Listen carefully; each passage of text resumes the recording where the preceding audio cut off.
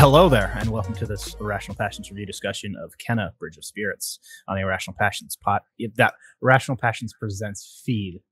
My name is Quinn Hoffman, and I will be your host for this discussion. I am joined by the reviewer, Mike Burgess. Mike! Hello, good, Quinn. Bro. It's been quite a time since we've done one of these. It and has. I'm looking forward to talking about Kenna, Bridge of Spirits. Also, you know, this, like you said, it's on the Irrational Passions Presents feed, but also going forward for these, we're going to try and do these a little bit more often. I'm going to do a video version of it on our YouTube, youtube.com/Irrational Passions. So you can check it out there. That's crazy, Mike. That's right. And if you like stuff like I've done for our Nintendo show, it's similar to that, editing wise. So yeah, feel free to go over there and check that out if you're into that. But also you can listen to it in a podcast. So that's fine too. And please just admire all the cool shit Mike makes for Nintendo Land. He really fucking knocks it out of the park. But yeah, but that's not what we're here to talk about, Mike. That's right. We're here to talk about a Sony exclusive video game. Let's drop. Yeah, that'll happen. Yep. I'll put a count. I'll put a counter as phone cam drop counter.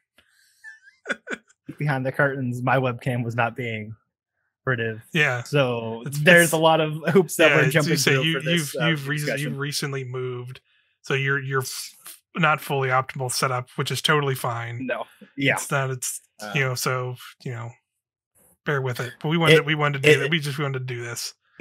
Get back into a groove of doing this kind of stuff again. So work in progress.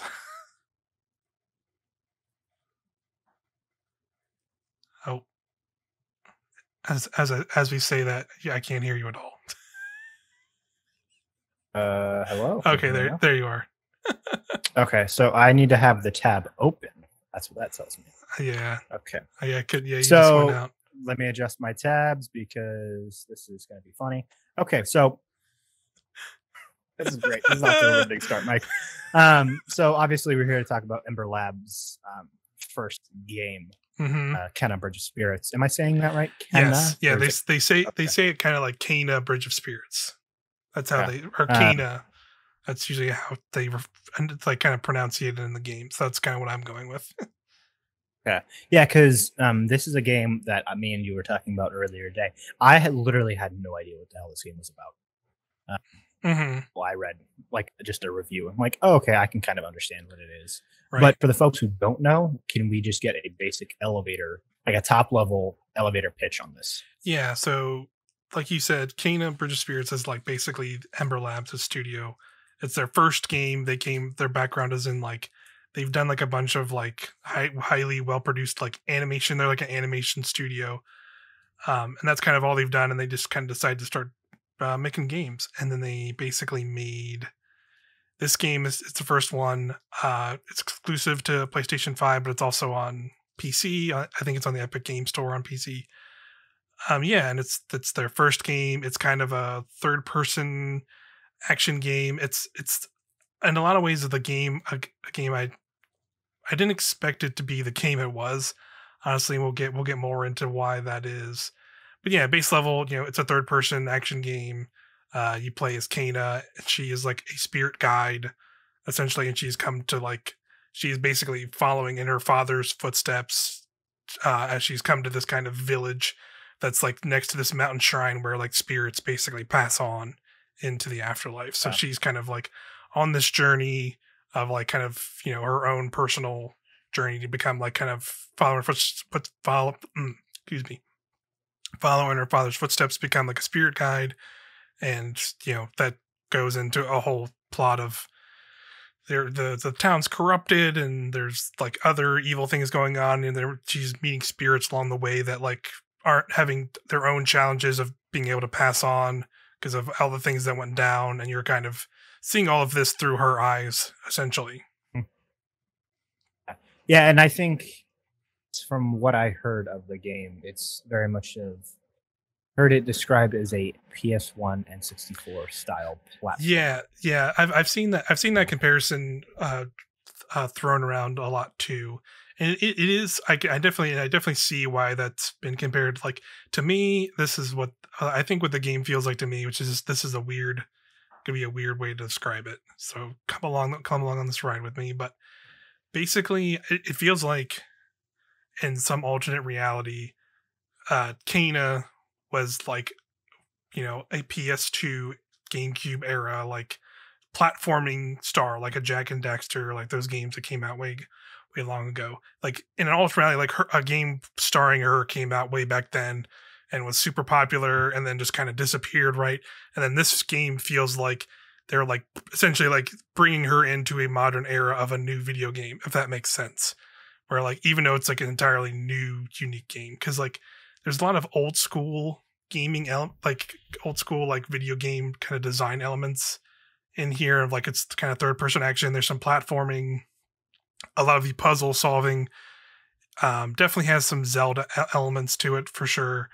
But also it feels in that way like those kind of old school like platformers of that era on the PS2 side, like your Jack and Daxter one and your like not necessarily Ratchet and Clank, but like maybe like some Sly Cooper-ish type stuff. But it feels like a modern take on what those games could be like today, because the game is kind of, it's like not fully open world, but there is kind of, it's like one singular map that you're going around, and it's but it's kind of segmented in a way, like it kind of reminds me of something like God of War, how it's like the map's laid out, but not like, it's not as like delineated as God of War, because like God of War was like blatant, like Kratos walks up to a rock and picks it up, and they walk behind it, then the camera pans. Like this is more like traditional video game stuff of like a big crazy stone door opens up and you did this puzzle and then you walk through and the door closes behind, but it's like clearly like going into a new area, or clearly like you get into an elevator and go into a different area. Like it definitely has some of that stuff. And I think that's also because it is definitely been touted as a PS5 game, but it is on PS4 and PC, so it has to have some of those limitations in mind, being on that stuff. I think thing you mentioned like the Jack and Daxter games, and I think, and even Zelda, I think two big points of those game design philosophies is the combat, right, puzzles. Know that there are those in this game, so if you want to elaborate on those two as well. Yeah, that's definitely like the two main things you'll be doing in this game. A lot of combat, and a lot of puzzle solving to interact with environments. A lot of also secrets to uncover, and you have like skills you're unlocking as you go. But like but I mean, it pretty much takes like, again, like the Zelda things come in with like some of the puzzle stuff, and also like the main gameplay, because like the two main upgrades you get are a bow and arrow and a bomb. So like they're used there. I will say like the bow itself is used in some puzzle aspects, but like they're pretty standard fare of like, oh, it's like a blue like light based, like it's not like an actual like traditional. It's like using her like kind of like spirit powers, because she's like has like these kind of like blue magical like spirit powers she uses. So it's basically like she has like a staff that she like when she uses it, like basically like kind of pulls back like a bow would, but then it makes like a magic, like kind of like spirit bow. So it's pretty cool effects and very stylish looking in the game. I should mention that like the game is very gorgeous. Of course, I'll have like gameplay going while we're going here in the video version, but it's very gorgeous game. But yeah, use the bow and arrow in like similar puzzle aspects of like, there'll be crystals you have to shoot and light up in a sequence. And there's like other stuff like that too, of like using it in combat. Works a lot of more traditional games of like you can jump up in the air and aim, and it kind of goes into a slow-mo effect where you can kind of aim it, but also you can get like upgrades, so you can just do that at any time and just like press a button while you're aiming down the sight and it'll go into slow-mo, so you can like kind of hit a specific target on an enemy. So there's stuff like that, and then the bombs are actually pretty cool and interesting, and that it's not just like kind of traditional like, all right, I throw it at this cracked wall, blow up a thing, and you go through it. The bombs are basically used in combat. They treat them at that because it's basically like a blue like goo bomb. It's not like a traditional looking bomb. So like when you throw it onto an enemy, it just latches onto them. Then you can like shoot it with a bow to explode it. Or she has like another ability, which I'll get into, because there's also like a Pinkman style kind of characters you have with you that are like very Yeah. very key to the gameplay as well. You basically have like, even in like Pinkman, where you kind of have like your like ping to kind of attract them or make them do things, she has like a similar thing, but also acts like a shield. So she basically, like, you hit a trigger and she like goes into like a shield to like block a certain amount of attacks, but also it sends like a little shockwave out after you do it, so you can like set off the bomb that way too by like doing that shockwave, and if the bomb's in that radius, it'll like explode where it is. So it's a lot of different ways you can use it that way, but yeah, but basically that's like the bomb in combat. But in puzzles, like basically you'll come across these like blue glowing kind of like destroyed rocks on the ground, and they'll kind of have this blue glow on them. When you throw a bomb onto them and explode it, it'll basically like make them like lift up into the sky, and they'll become floating platforms. And then it becomes like a little platforming thing. So there's like a lot of like, things like that where you'll like have to like shoot, you'll like, let's say you have like a thing of water under them and a bunch of rocks are floating in the water. You'll have to throw a bomb on it, shoot them with a bow to get them to lift up, and then you have to platform across like in the time that it gives you to like then like traverse further through an area. Or like, they'd use it for like secrets and puzzle finding too, of like, oh, I gotta like climb up this part of this building, and there's rocks down there, and I can shoot them and make them float up with the bomb, and then I have to like jump across them to like get to a chest or something like that. So I like that they didn't necessarily just use a bomb super traditionally, like you would expect to use. Here's this blue orb. Yeah. So I did appreciate that, but like there's definitely a lot of like Zelda influences in all of those things, and even like some of like the general puzzles. Like the main thing we Robert before, like the kind of Pinkman-esque stuff, are these like little furry creatures you're collecting throughout the whole game. They're called the Rot, and they're these little like black furry kind of creatures, and they straight up act like, and they're pink. They're like Pinkman in some ways and some not. Like you're not like individually controlling them. They're just like a singular mass that you're kind of collecting as you go through the game. And then they're used for like different things. Like of like, hey, you can, there'll be like block puzzles where you have to like, tell them to like pick up a rock and pull it over here so you can jump up to a thing, or, stuff like that. Or there's like these like little like blue seeds that you can attract them to, and when they pick it up they become like this weird like serpent looking thing that you have to like kind of like you like kind of control it and tell it to like go to these like corrupted like red plants that you can destroy, and usually clears paths to get through the areas you're going through, or some of them are for like collectibles and stuff like that. So it's a whole bunch of stuff like that. It's like a weird mixture of using those like combat tools for puzzles and in combat, but also like the Rod are like a big thing you use. And it's all very interesting, but it also like is pretty like traditional. Like it does feel like an old school video game in that sense.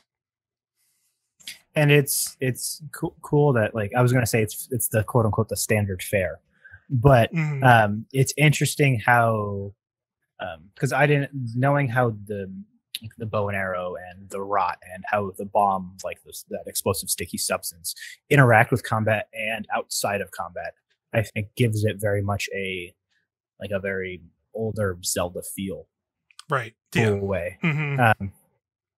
It's something that like we see those kind of design philosophies permeate outside of older Zelda games, and it's cool to see how it leaks and affects in different ways. Yeah. And so and I was going to say, do you think that all these pieces really fit cohesively when you're doing like combat, then you do a puzzle? Does it make sense of like, oh yeah, I'm doing this for combat, like these, like this set of like styles with these nouns, and versus using, oh, I'm switching gears and using these nouns, these objects for puzzles? Is there a clear delineation between the two? Yeah, I definitely think so. Just because like the game is pretty well structured, and now it's like it kind of presents all of these things to you, because kind of the core conceit is like, again, you're going to this mountain shrine, but in order to like get this, you're kind of cleansing this like town that's like underneath the mountain that you're trying to get to.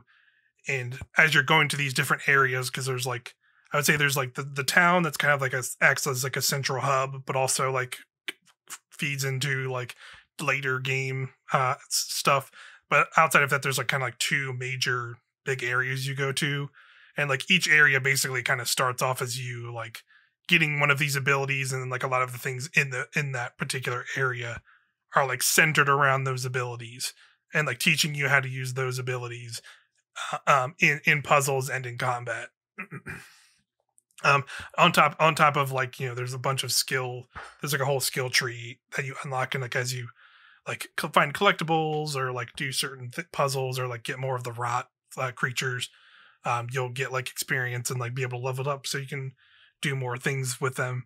But I do think it feels pretty cohesive, because everything, like, it makes sense when you like pull out a bow and use for things. Like, the one thing that took me a while to not realize, but it made complete sense, is when I first got the bomb, I'd throw the bomb and I would do that shockwave, not even realizing it's like, oh, I can just shoot my bow and arrow at it and just shoot it with a bow shot, and it explodes it on an enemy. Or you can even like time it so you can like shoot it out of the air and it explodes. So it's a lot of interesting like things like that. Also, like the bow also can act as like a grappling hook in some spots, which like it makes sense, because it's like the only thing you can shoot. So like it was one of those things where you just see these blue kind of like blue glowing like flowers, like kind of latched onto like surfaces like on a wall or like a ceiling, and then you just see that the first time, you're just like, what the heck? You know, you don't really know what you can do with it, so you just try and shoot it, because when you get into a certain distance, you'll see it kind of like bloom and open up. So it's like, okay, I'll try shooting it, and then she just gets like grabbed and like kind of launched. Like once the shot hits, you just get kind of grabbed and like launched in the direction it takes you. So, and going back to like this hub world thing, and you said how it's like segmented. I know I also read that this game has a chapter style campaign, quote unquote.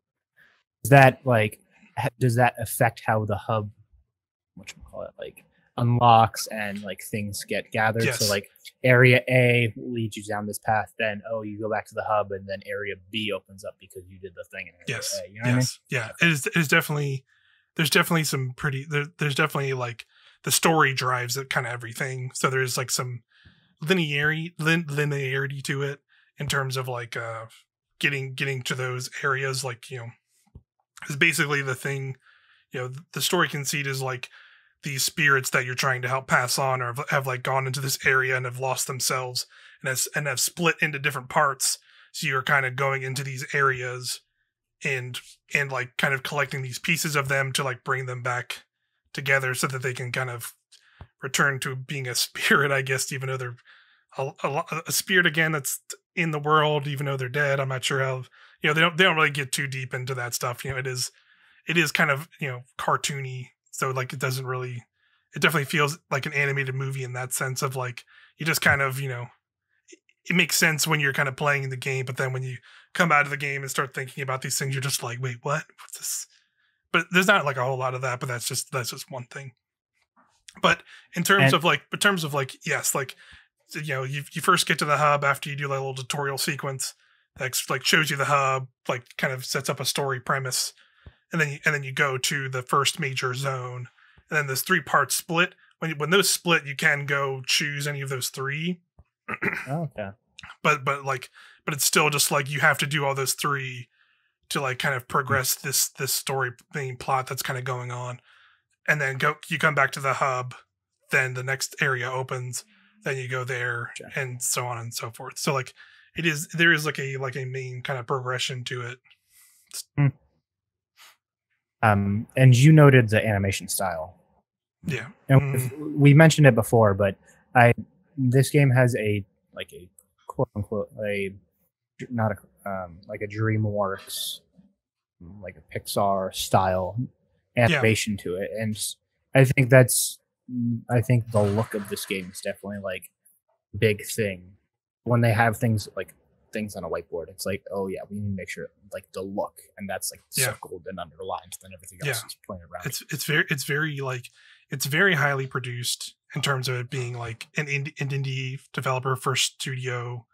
They've made and also like the idea of their like them coming from making like animated films and stuff like that is very very pleasant, because like it's are very present, because you even like anytime you like stop and take a look around in different environments in the game, even though you are on pretty general linear paths, there are points when it's like it does a really good job of like giving you an idea of where you are in the world, in terms of like, oh, I went through this area, and it's like there's like a little riverbed, and there's like a broken bridge that went over the riverbed. But then once I go up the hill and like climb up some stuff, and I'm up on here jumping around, I can look down off the thing and see that exact area I was in. I can't go like down back into it, because it is like a linear path, and it does have like points where you like, it's not like that open of an open world, but it is like a fully connected world, and you can like see, like it makes sense when you like like adventure around this world and like get to points and see other parts of the world, and you can always see like the big mountain that like kind of the end goal you can kind of see from pretty much anywhere in the game, which I think is cool. And I just think like that kind of mentality very much shows of like, that's like the animation of like having the very detailed and intricate world, even though it's like very linear. Making sure having all that stuff, that I definitely noticed that a lot and appreciated it. Yeah, because and knowing that that very much feels like a triple A experience, like thing. Like, right. Oh, I can see every little like nook and goddamn detail on like, yes, the things that I've seen already. I can like look back behind me and like, oh, it's still there. You know what I mean? Yeah. And it's yes. I'm like, just like, yeah, there's a lot of stuff like that. And even just like, you know, oh, I go I'm like, I kind of went through this underground cave and like went up to this elevator, and then went up the elevator out of the cave, and then being able to like see, like when I was down there, I could see like a big turn wheel that's clearly the thing that like lifts the elevator up, and then when I get out of the elevator, I can look back and there's like a whole like system to see how the whole thing works, and like they took that time to like design all of that and make sure like it made sense. And there's just a whole lot of that in the game of like it was very meticulously designed world, and I was pretty impressed by that. Cool that that this is their first like game in some ways, because a lot of when we see games on a smaller scale that are labeled indie or independent, it's a very there's a lot of variation in the looks, but this screams, when you look at it straight off the bat, of like, okay, this feels like the production value is way more than a typical, I would say, like I would throw a game like Falcon Age or like Hades, two indie games that I know have large budgets. Right. It feels like maybe a whole other two scale. Times or three times the budget alone compared to those. Yeah, it definitely is very interesting to look at that, because there's like, it just continues to muddy that water of like, what is an indie game anymore?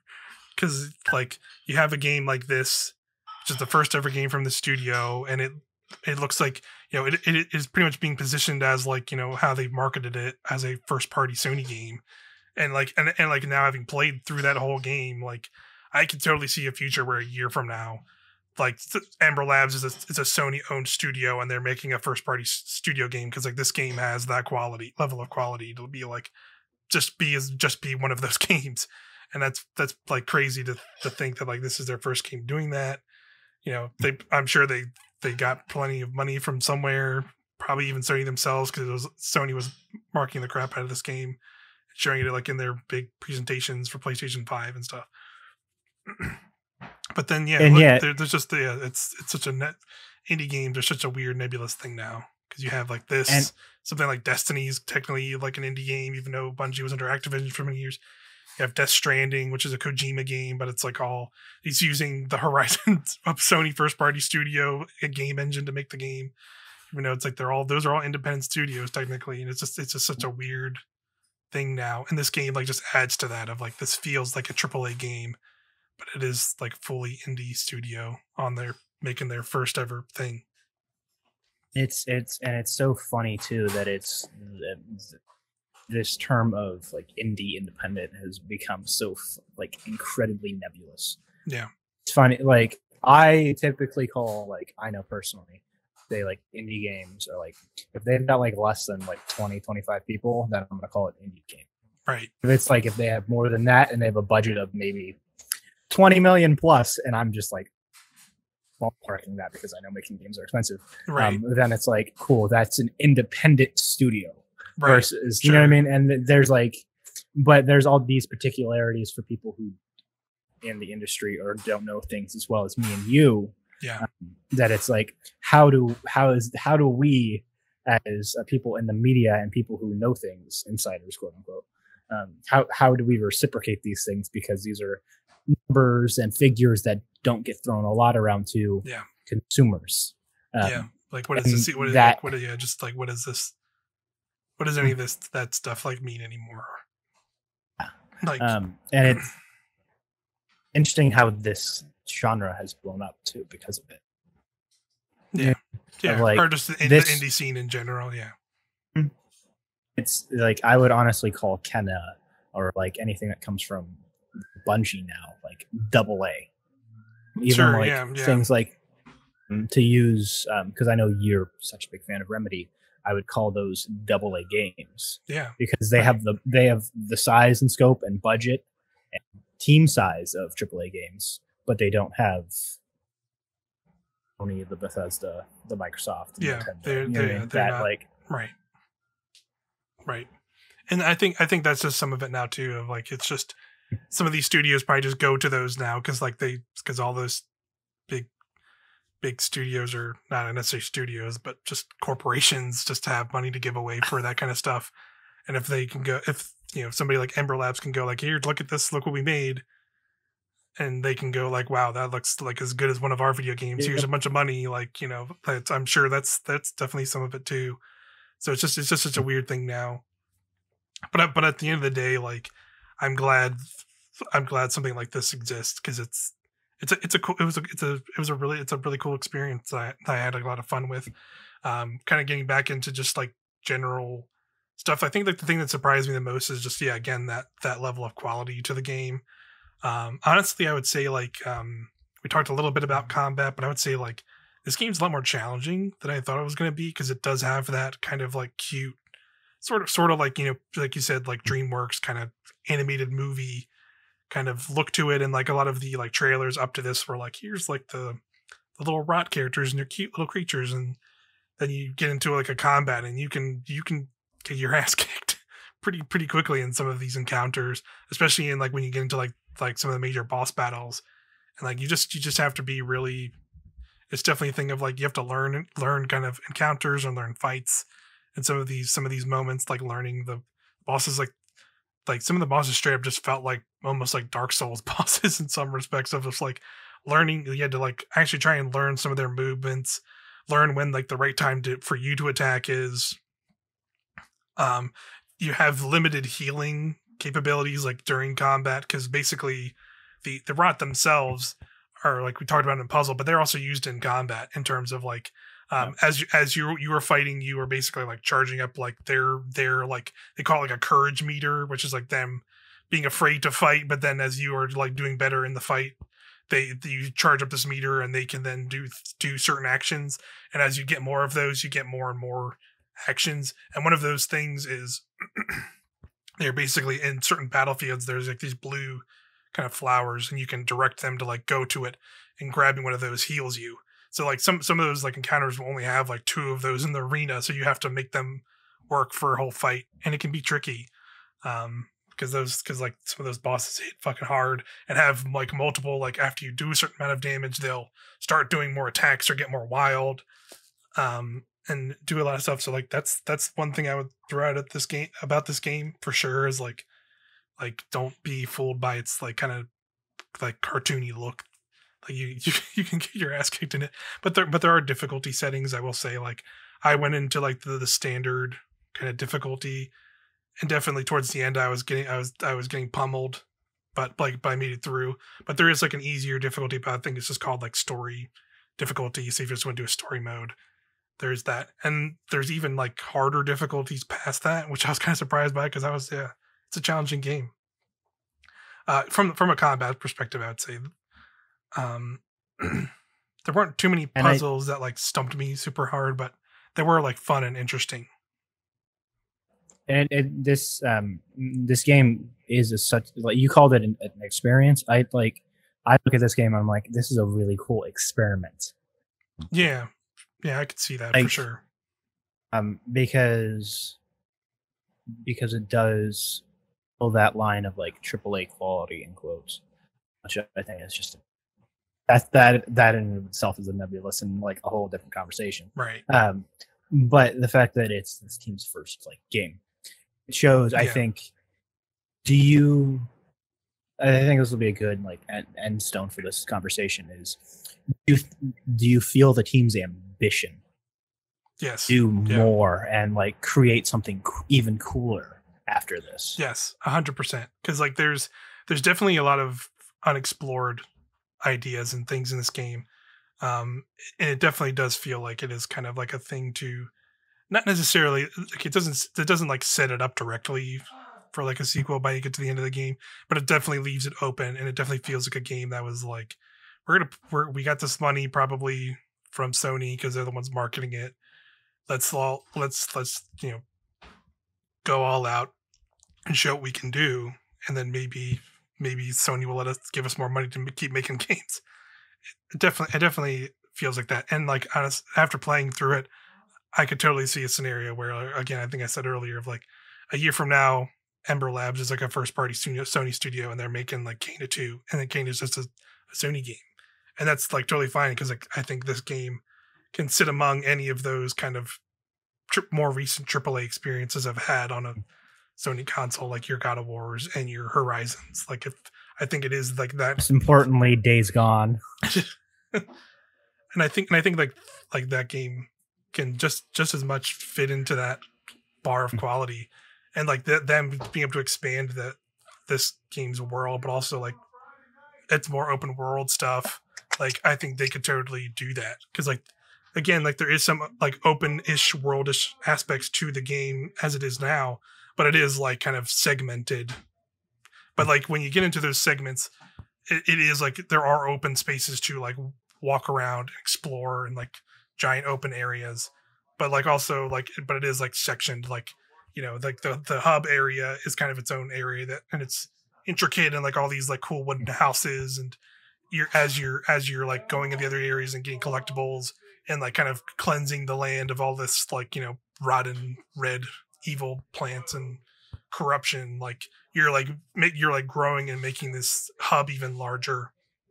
And that's the same for all the other areas, the two other, I would say, major areas as well. And I would say one of my favorite things actually in that sense that I've really liked was one of the collectibles are called Spirit Mail, and they're like collectibles that you get like in the other zones, and then you bring them back to the hub, and you'll find like these like houses that are like corrupted over by all this red stuff, and have like a little mailbox you can put a Spirit Mail in that basically like opens up the house for you to go in, and then you'll like kind of either do like a puzzle or an encounter to like kind of uncorrupt the house. And as you keep doing that, that obviously opens up more areas to you to walk around in the hub and like widens it, but also like starts adding like, you know, spirits that you were helping by like returning this mail to them. And then as you like walk back into the hub, as you've done more and more of these, you'll start seeing other little kind of blue spirit figures, like kind of like walking around and doing day-to-day stuff. And it fits that vibe of like you're a spirit guide, like assisting and kind of helping this world at the same time as you're trying to kind of do your main goal of getting to the shrine and everything. And goes with like kind of like the main story, which we haven't really gotten to like the main parts of going into the multiple areas. And like they kind of have these central kind of spirits you're helping, because you essentially get a mask and like the spirit that's lost, and you're going and finding memories of like the character's final moments, like straight up. Like, and again, it gets into those like kind of darker and more somber elements of the game where, you know, the first character you meet, his name's Taro, is about like him and his two younger siblings getting separated, and he thought, and like they pass on because they've gotten separated in this for whatever reason. They kind of get into like the larger story that like all of these spirits, like they're kind of moments where they've died or passed on. It's kind of tied to the main kind of final events of the game, which I don't know if maybe we can get into that, but not at the moment. But basically, it kind of shows you the memories as you're kind of piecing back stuff, and it's interesting. It's yeah, and it's just it's heard the word grief thrown out a lot surrounding this game. Yeah. Mm-hmm. Knowing how you noted how like you see the character Kenna, their final, like I believe their final moments, and how grief is weird. Yeah, weird topic. It's been handled not great personally, and in games, I don't think I've really seen grief handled really well in games. Is it? Do you believe it's handled well here? I'll say like from personally, like I think that's the moments that this game, it doesn't get into like super like harrowing things again. Like it is kind of like a cartoonish animated, so like it's not like super. It doesn't get super dark with it, right? Like it doesn't show like the literal moments of these characters dying, but it definitely very much alludes to like their spirits and like they have passed on. Like it doesn't shy away from like that aspect, but like it doesn't get like violent, I guess. And it definitely is about like your kind of mission is to see these characters' stories out, and then kind of them kind of being like trapped by their grief and their past regrets, and then it culminates in you like fight. Like the boss battles are generally these spirits kind of having lost, and you're kind of saving them essentially, and then you kind of get these scenes of like, then you usually after a boss you kind of see like this more elaborate scene of like, here's how this all went down, of like, here's the scene of this, like the brother and the brother took his two younger siblings out of this town that you're kind of rebuilding because like something was clearly going wrong, and like he didn't want them there, and he thought it was like what they were trying to do in the town was bad, so they went off on their own. But then like this calamity kind of strikes in the kind of town in the mountain, and that kind of separates them all, separates the older brother from the siblings, and then like they kind of all get lost, and the brother's grief is kind of him thinking it was his fault that he lost them, and now they're kind of passed on, and that's kind of what he's struggling with, and the whole thing is kind of them bringing that back together. And in the final moments, you meet back up with him after you do the fight, a boss battle, and then the siblings kind of reunite together and kind of have that moment of like, oh, that's right, maybe it wasn't on me, and it wasn't necessarily, I wasn't necessarily at fault, and there was something else, larger going on. And even in my failings, it doesn't necessarily mean they hate me all of a sudden. Like they think I was at fault. And that's kind of the first thing. It's not like super heavy stuff, but it's I think effective how they present it in the game, and like within the story. And I think the main character Kana like is a good kind of blanking on the term, but a good like character. Yeah, basically a character to kind of like share these stories, and also like kind of she kind of uses a lot of her own experiences to like kind of talk to these characters about like, hey, maybe you're being too hard on yourself because of this and this. And I think I think it's well done in the end, but it's not like, I don't think they get into a lot of deep stuff because it is kind of more surface level, like sort of for children. They like kind of try and thread that line, I feel like. Yeah, I was gonna make a subtle dig on AAA games, but like, yeah, they're really not that deep. And then that's my subtle dig on AAA games. But do you have any final closing thoughts? Kenna Bridge of Spirits, Mike? Yeah, I mean, I think it's an impressive game. Again, it gets come up multiple times. I think it's a very impressive game for like a first time from a studio, regardless of, they got funding and all this other stuff. Like there's plenty of, I think, independent studios or even like non-independent studios that have gotten a bunch of funding from some kind of larger studio to do a big thing, and it's completely, falls apart or is a failure, or like, on multiple reasons, where this game is a really well-made game, and I would like to see this. I want to see more from the studio, and I want to see, I would totally be down for a Kena 2 or whatever they want to do next. I think this is a game that's worth people. I think it's worth people's time to check out. It's not a super long game. It's like I definitely tried to collect everything because I'm the type of that type of person in the game, and it's fun to do in this game. I think if you like that kind of more third person kind of Zelda-esque like action adventure game, it's definitely worth checking out. Hey Mike, thanks for joining me to chat today about Kena Bridge of Spirits. This review discussion is on the Irrational Passions Presents feed. It's been a long time since I've said that. It's very very mouthy, but hopefully, fingers crossed. Please subscribe to this feed. More things will populate it. Yeah. We're gonna get into. Hopefully, we're gonna try and get into some more of these style things because I think it fits better with some of the other stuff we do. Also, again, this is on our YouTube channel. Yep. Where you can see me and Mike do viewpoints. Yep. Where there will be review discussions. Me and Mike do do viewpoints. Other people often join Mike as well. Yeah. But that is it. You can find me, your host, on Twitter at quantum_arbiter. I totally blank on that because I'm thinking of so many things, so many usernames right now that I'm using. And Mike, where can they find you? At MikeIP_ or Irrational Pod. You can just follow our handle and find us. And to the listener, have a great day, have a great night. We love you. Bye.